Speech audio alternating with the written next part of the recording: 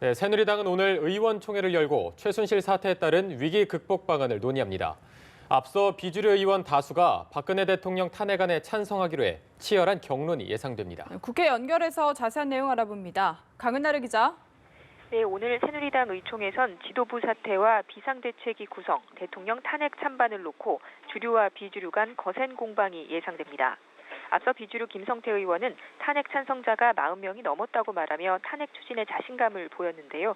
사실상 친박계와의 전면전 양상입니다. 비주류가 탄핵안 발의에 대거 동참하면 새누리당으로선 분당 사태와 같은 파국을 피하기 어려울 전망입니다. 주류인 친박 지도부는 탄핵파를 변절자라고 비판하며 탈당을 요구하고 있습니다. 정진석 원내대표도 헌법 절차에 따른 탄핵 소추엔 응하겠다면서도 예산안 처리와 검찰 조사, 개헌 논의가 우선이라며 각을 세우고 있습니다. 한편 야3당은 이르면 다음 주에 탄핵안을 발의한다고요. 네, 그렇습니다. 야3당은 탄핵안 밑그림 그리기에 속도를 내고 있습니다. 민주당은 의총을 열고 탄핵안 내용과 탄핵안 통과의 핵심인 정족수 확보 방안을 논의하고 있는데요.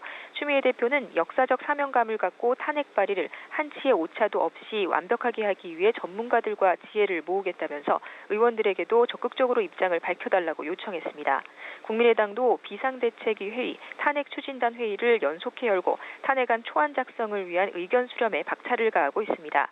하지만 야권이 이렇게 탄핵안 발의에 공조하고 있지만 일부 파열음도 관찰되고 있습니다.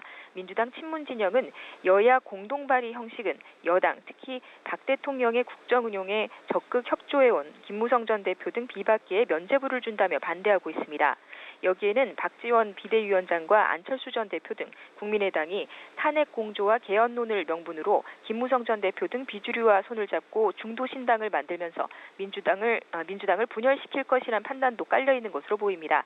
이에 박 비대위원장은 오늘 회의에서 새누리당의 협력 없이는 탄핵안 통과가 불가능하다면서 험난한 고개를 넘을 때는 악마의 손을 잡고도 넘는 법이라며 각을 세웠습니다. 한편 탄핵안에 제3자 뇌물죄를 넣을지 여부도 쟁점인데요. 오늘 각 당 회의에서 이런 부분에 대한 논의도 함께 이뤄질 전망입니다. 지금까지 국회에서 전해드렸습니다.